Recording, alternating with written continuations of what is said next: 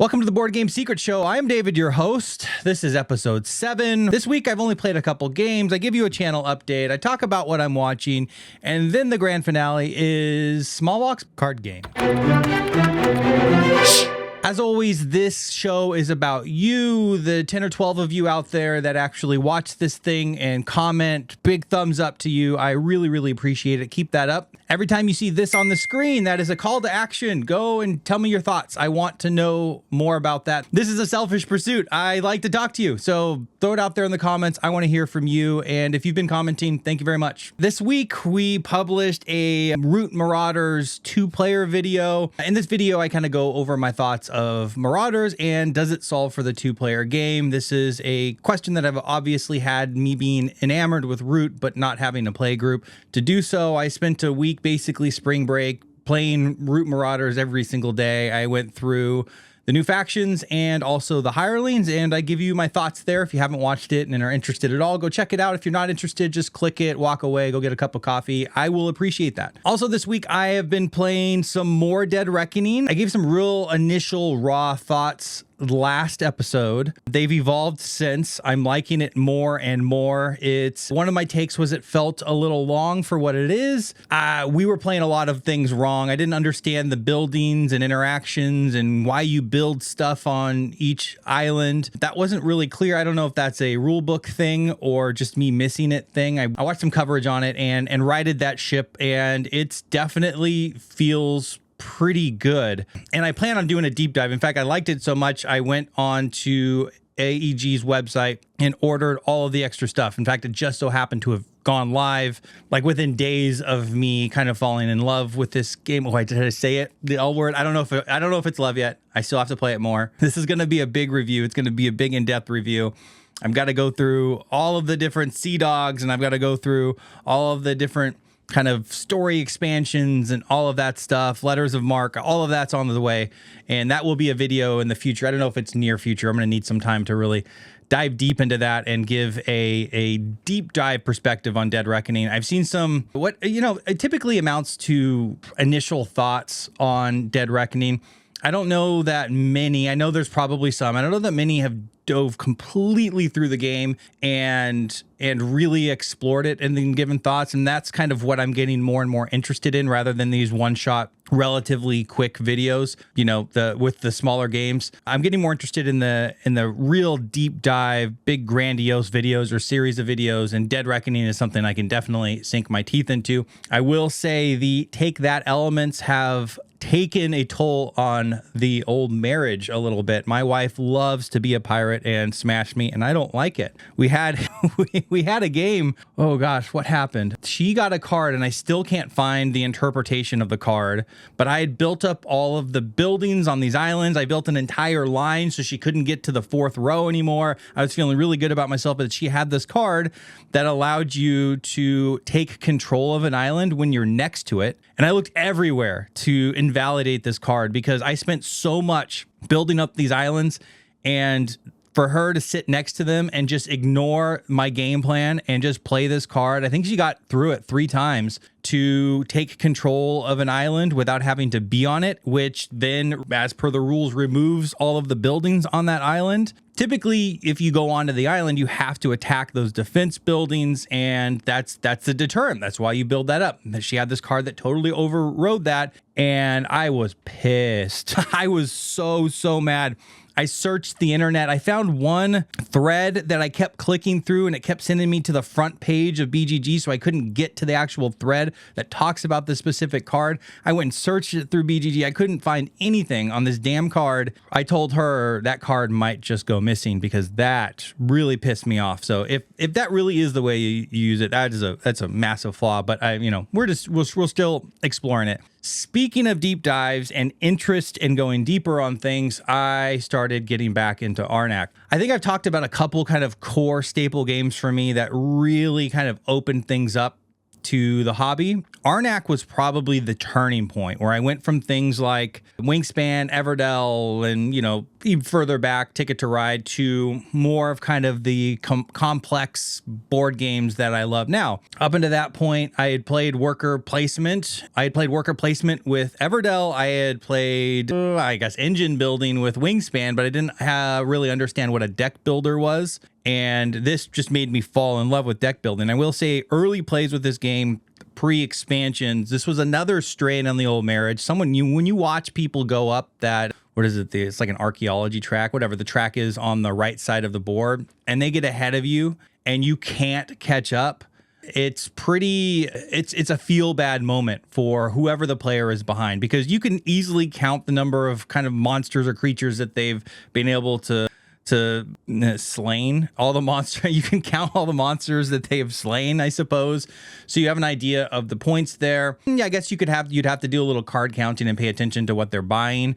But it's really clear watching somebody on that track, and if they're far ahead of you, you're just hosed. And we also had fights over that compass space as well. I felt like the early initial release of Arnak was, I don't know, incomplete. But now with expedition leaders and missing expeditions and the new leaders that we have there, to me, it opens up that game so much more and really allows kind of, if you play each right, because we've had instances where we played them wrong and you didn't feel that kind of feeling of abundance, you still felt that scarcity, that which isn't necessarily bad, but when you kind of visually see somebody out in front of you, it's super tough to kind of feel encouraged that you're ever going to catch up. But with the leaders, there's so much going on, and there's a strategy to really lean into, and an engine to build, if you will, depending on the leader you're playing. That feeling of scarcity, and even if you truly are behind and you aren't going to catch up, it feels less of a burden on your shoulders, and it feels more fun to play your puzzle as opposed to fighting with the other players to play the same exact puzzle. Essentially, in base game, you don't get through the cards very often. With the leaders, you can certainly build for scenarios where you are going through cards quickly. So anyways, I'm totally back into art. I'm playing all of the leaders right now, and my plans are for the channel, like I said, kind of pulling away a little bit from these kind of quick hitter games, like Daybreak is an example I absolutely love. Nobody cared. Like, nobody's really watching that video. So like, why put in 5, 6, 7 hours onto an edit that nobody's going to watch? So there is a chance that I do these more grandiose videos and spend 40 hours in editing and still nobody watches. I'm going to take that chance here and start with Arnak. I'm going to do a crazy deep dive in overview, gameplay, expansions, leaders, strategies, broader story on the game, which is actually kind of cool. There's a lot of CGE did some really great documentaries on making of Arnak, so there's some really good kind of source material for me to pull from there.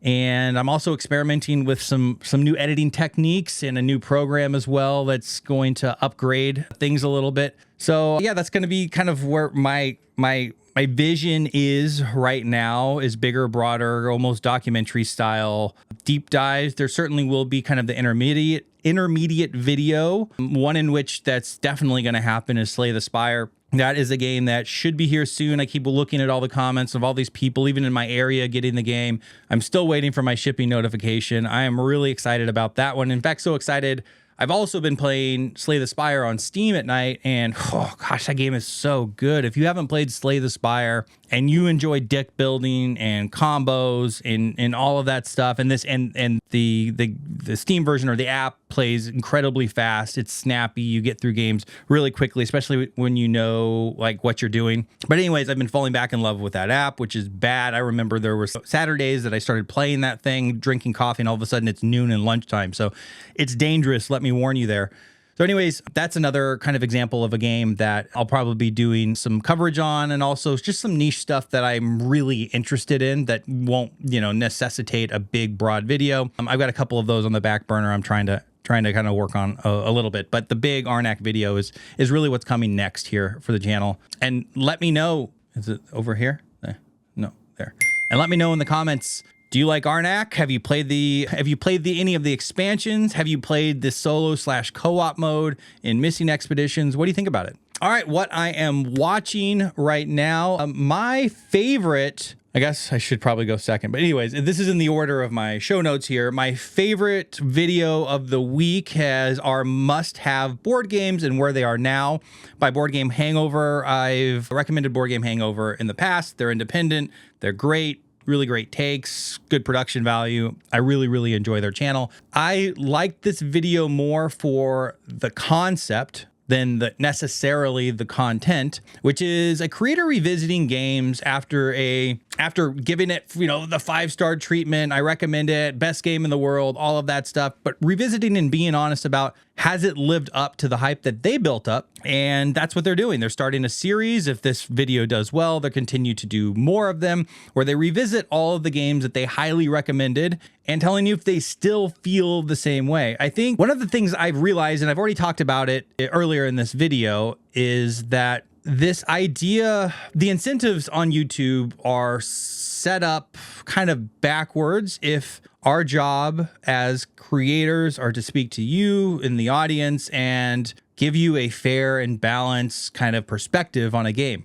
I'm not talking about any sort of conflict of interest or taking money or anything like that. The algorithm loves when you post a lot, and the audience loves when you post hotness. And if you post anything that is not in kind of this window where everyone is really excited about it, and you're not a top tier channel, I mean, Shut Up and Sit Down can post about freaking Solitaire, and Solitaire will go to #1 on BGG. But anyways, the algorithm's not set up to reward you as a creator, especially small and mid-level creators, to take your time, first and foremost, on a game and not post a lot. And both of those things lead, in my mind, to people probably not playing these games enough. And I've been guilty of that, I think, a couple times, and I've been trying to kind of reconcile and go deeper into games. The most recent Root video is an example of that, where I could have easily played it, 1 or 2 times and given some kind of like impressions. You hear that a lot. Oh, first impressions or whatever it may be. That's just a cop out in my mind. Like the creator has to move on to the next thing. They've got to go to the hotness, especially if they're big. They have all these boxes that are stacked up, ready to cover. I don't know. I can't speak for anyone. And I edit more than most, so my stuff's probably taking a little bit more time than some. I can't imagine that many creators are playing games more than 3 times prior to review. I just can't. Like, I think there's the ones that don't post as often, the really big ones, the Shut Up and Sit Down, no pun, that type of thing. Or the people like Dice Tower that might have 100 people, that's an exaggeration, I know, reviewing games and getting games to the table and giving thoughts. They might be able to kind of segment a little bit more. But I think in general, if you're posting a lot, it's like, where is the time to actually play the game? And so, yeah, that's a long-winded kind of explanation. Come back around to my appreciation on this video. If you are going to review a lot of games, I think it's really important that you revisit them for your audience and let them know how they stand. In fact, I think that's a much more interesting video, is a year removed from your initial play. Is it still there? Is it still in your collection? And have you gotten it to the table as much? I've got Voidfall right here. I gave Voidfall a huge amount of praise and absolutely love it. Have I gotten it to the table the number of times relative to the great comments that I'd given on the game? And I don't think I have. I have definitely gotten the table, and I still long for it. So I guess there's something there. But I've been spending all my time doing new stuff, playing new games. And, every week I'm talking about new stuff I'm playing or whatever I'm playing this week. And it's typically is new. I may span a couple weeks, but for the most part, I'm not playing a game week after week after week after week, unless it's for shuffle, which my wife won't let me stop playing. We may get to that later on. So anyways, that's Board Game Hangover, our must-have board games and where they are now. Kudos. Keep making those videos. I really, really enjoyed them. And what game for you did you absolutely love, and at one time you gave a 10 and would recommend to nearly everyone that you saw, that now you just could care less about or have completely cooled on? Let me know in the comments. All right, what else am I watching? Second thing I'm watching here is Efka's top 10 of all time. This is no pun, obviously, and I really appreciate it. In general, I kind of don't like the idea of list videos, even though I kind of created this show to be able to do that because that's what people want to see is lists, and they, they like to see all these different games and get excited about them and go check them out and try to buy them and all of that stuff. But I really appreciated Efka's take because the list wasn't the typical list. It wasn't the typical top 100, regurgitation where everyone has a slightly different variation of the same games. A couple things stuck out. I won't ruin his list, so I'm not going to talk about what was on there. So go check out that video if you're interested on an interesting list. One game I really, really hate. It's his number 10. I wouldn't say I hate it. I just don't like it. It's not in my collection anymore. I was met on it in a video, and then I kept trying to play it and it just didn't hit for me. I absolutely love 2. I'm dying to play 2, and I'm embarrassed that I haven't played them. I have mild interest in 1. I could care less about 3, and his number 1 overall is ranked number 400 on BGG. And by the way, is now at the time of this recording, number 5 on BGG. And I would love to play it. I just don't have the group. So anyways, that's Efka's top 10 games of all time. Check those out. I really like that video. What else am I playing? I had something else in here and I must have deleted it because I thought different of it, but I'm feeling spicy right now. Jojo Siwa's new video. What is that video here? Jojo Siwa of the famed Jojo Bows. This is a little NSFW here. What is going on? Has reinvented herself. If you have no idea who Jojo Siwa is, you're probably better for it. She is the butt of many memes right now, especially if I show you a picture of what Jojo Bows used to be. Anyways, it's if you have no idea what I'm talking about, you're better for it, and please don't judge me. I thought it was funny. All right, and now we're going to talk about the top 5 card games in my collection right now. And I must caveat first and say, when I looked through them, I wasn't looking for anything that had cards. And for whatever reason, I just defaulted to smallish boxes. So that's it. That's my question for you right now. What are the best, or maybe just give me one, what is the best small-ish box card game in your collection right this second? I did poll the audience just recently. There wasn't a ton of responses. Let's check it out. Why did I just searched computer. So I asked you, the subscribers, what are the best card games in your collection? And I just put it up this last night. There are a few responses here. I didn't give the caveat that I was looking at, which is small box card games. And it looks like we were definitely thinking of any sort of card game. Let's see, Tristan, Marvel Champions. I do have 2 giant boxes of Marvel Champions that I never, ever get out anymore. I got into Marvel Champions. I do really like Marvel Champions. For me, it always seems like such a chore to get it out and figure out, build a deck and all of that stuff. But anyways, I really do like Marvel Champions, and it's certainly not a small box for me. They are giant. I think I have everything up to X-Men. I stopped with X-Men. Even though I grew up on X-Men. I don't know why. I love X-Men. That's probably when I should have gotten into it. I might be more into it. Lord of the Rings card game by Jonathan. Love it. I have not played Lord of the Rings. Summoner Wars by far. I do enjoy War of the Ring card game if it's more than 2 players, says Isaac. Euthia, that one's kind of been hitting the hotness recently, says Chris. Frodo 20 strong. Hey, I do got the 20 strong on tap as well. That actually did not make my list. I really didn't think about it, but that is small box card. Big game in small box if you haven't played any of the 20 strong.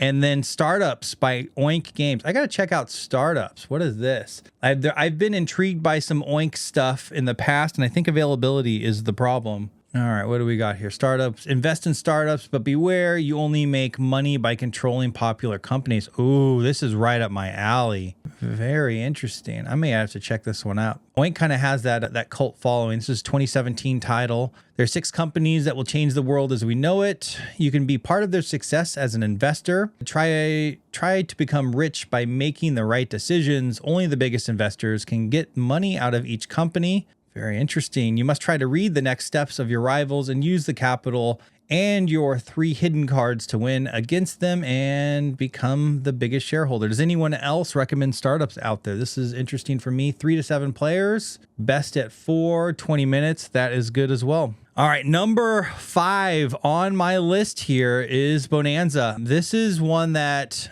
gosh, I've had for quite a while. I think I took some YouTubers' advice and immediately bought this, and I just really appreciate it. There's a hand of cards. It's basically kind of like a set collection game, but you have to play them in order on your hand. You can make trades with other people, which is why I like it the most. That's why startups kind of sounded interesting to me.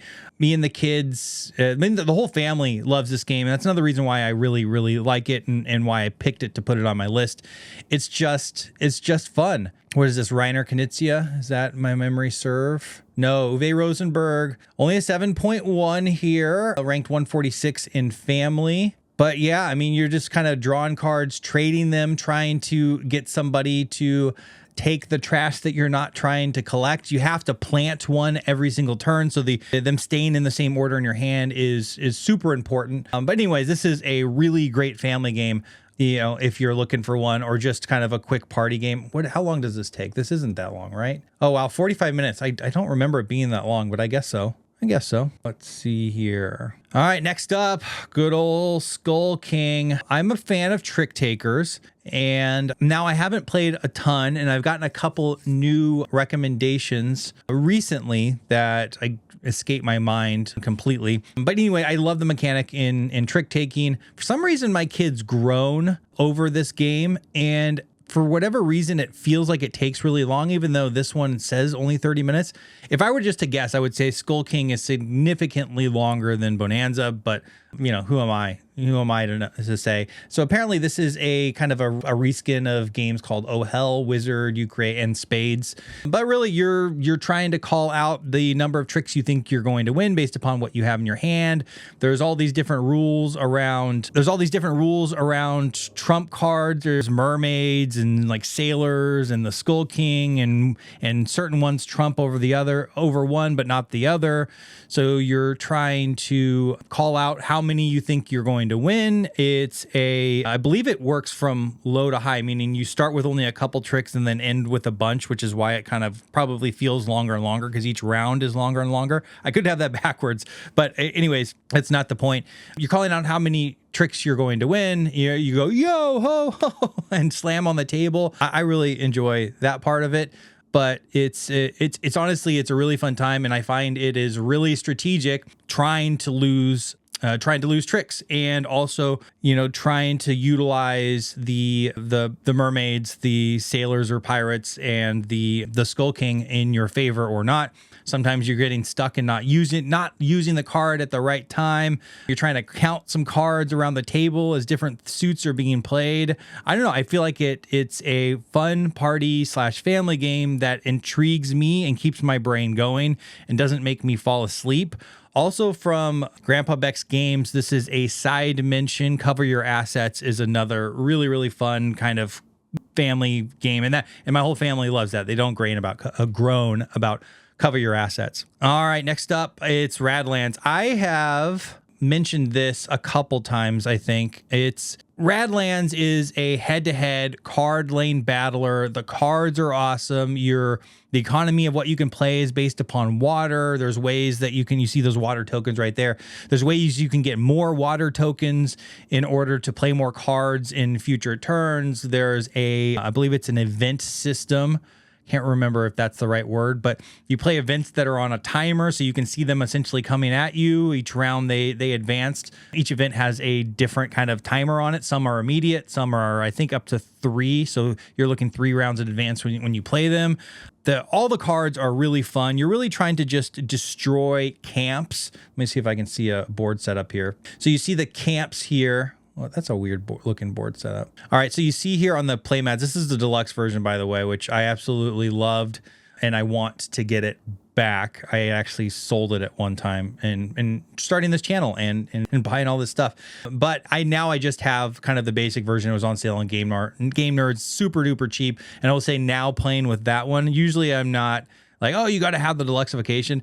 The acrylic water and the game mats and it's setting it all up for you actually does add to the game. So if you can find the deluxe version at a decent price, it's definitely worth it. But anyways, you can see here, these are the camps. This camp has already been destroyed. They are being protected here by some of the other cards that you've played in front, and they can activate on your turns. They do different attacks. You're basically trying to get to the other person's side and destroy all 3 camps, and then you win the game. It is wonderful, super underrated.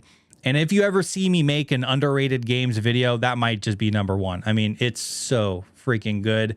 If you're a 2-player player, I mean, it is 7.9, so it's rated nicely. Strategy 136, rank overall 176.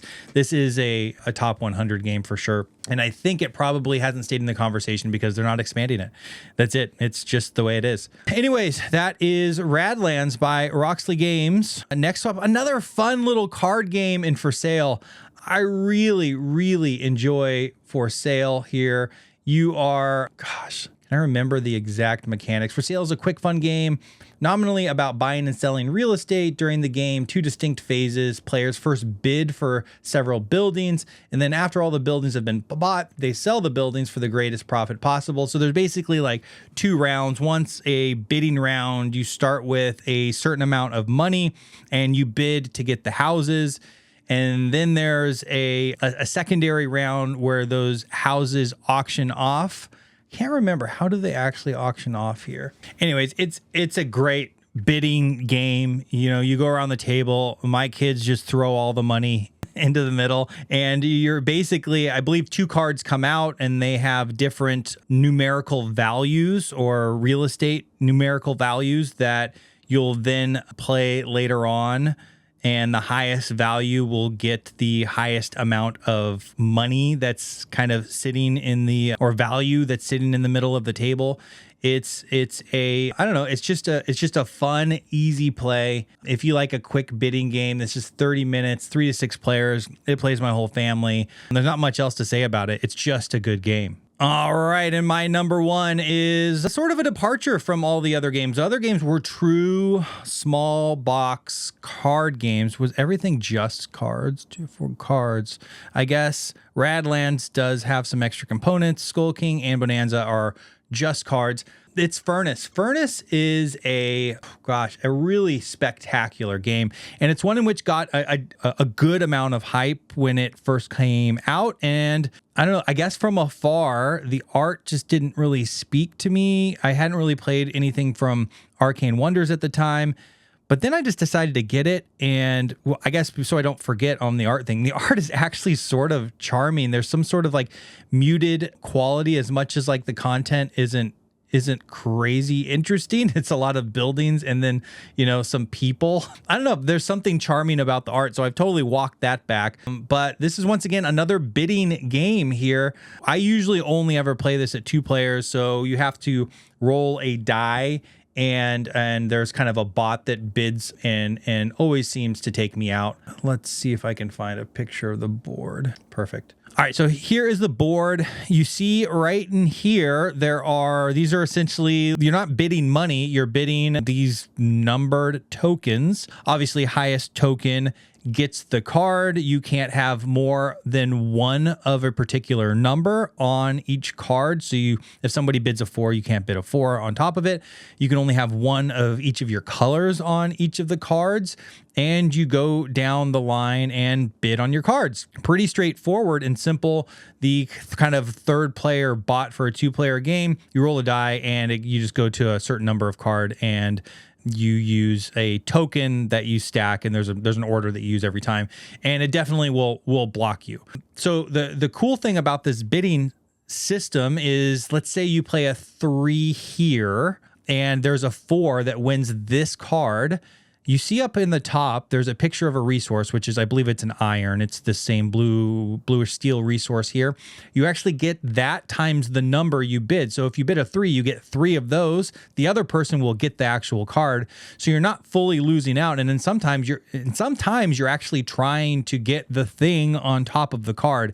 And I think it's a great kind of way that doesn't ever make you feel too bad per se on losing out on a card, unless it's that card that you really needed. And that brings me to the engine building component of this game. The bidding phase is one, and then you run your engine. You line these cards up, and you're basically trading all of these resources out for each other, trying to ultimately trade up and get money. The person with the most money at the end of the game wins this thing, and it is a really crunchy puzzle lining up the cards in a specific order to try and, input one thing, get another thing to be able to pay for the next thing on the next card, ultimately trying to trade up for money. And you're doing it through, let's see, these 4 different resources that ultimately kind of have implied values in the game. You trade, I think coal is probably the least valuable, and you're trading up to, I believe it's either oil or these little cog wheels, whatever those are kind of the most coveted. But it depends on the card that you have. Certain cards you can sell certain things for certain amounts of money, but it's sort of like, I actually got this feeling playing Lost Ruins of Arnak when you are, especially in your final turn, and you have all of this stuff hopefully at your disposal, and playing the cards in the right order to get the right stuff to go up on the track, and then maybe get the new stuff to go play the other card and then move up on the track more. Like, it's this constant, resource trading. If you don't like that, you're not going to play this, and this will, in some cases, especially near the end when your engine is large, really kind of break your brain. And Furnace also came out with an expansion in Interbellum. There's new, what are they, leaders, capitalists, which give you kind of a unique asymmetric ability they come in the base game, but there's new, more interesting ones that come in this version. There's also some other new mechanics. There's new cards. I need to dive into this deeper, so I can't really give you a full take on everything that it adds and how good it is. I know it definitely adds some complexity. We had the in-laws over, and I think I broke their brain with Furnace in particular, but also tried to play with some of these extra mechanics, and that was probably a mistake, and I hadn't gotten it out since. But I just love Furnace. It's something I'm always down to play. I'm always looking to get this thing to the table. It actually has a place on the shelf behind the dining table, so it's always in my purview, and I'm always trying to get my wife to play it. She loves it as well. It does play pretty good at 2, but kind of 3 and above are probably recommended, because then there's some logic behind the third player bidding as opposed to just kind of a random dice roll. Either way, it still plays great at 2, and that's basically how I've always played it, and it's why it's the favorite small-ish box card game in my collection. So this is my call to action for you here. What is yours? What's in your collection that you love that's a small-ish box card game? Maybe we'll do large box card games based upon what some of the answers you gave me out there on the poll. I think you do probably prefer the larger ones, but what are those small things out there? I love them. They're cheaper. They're easier typically to get to the table. For whatever reason, they lean more towards party and family-ish, which is easier for me to get to the table as well. So I'd love to hear what you said. And if you made it this far, I really, really appreciate it. If you're not a subscriber, maybe consider doing so. Still going strong on this channel, and I've got lots of really great plans for the future that I hope to deliver on. And with that said, have yourself a great week.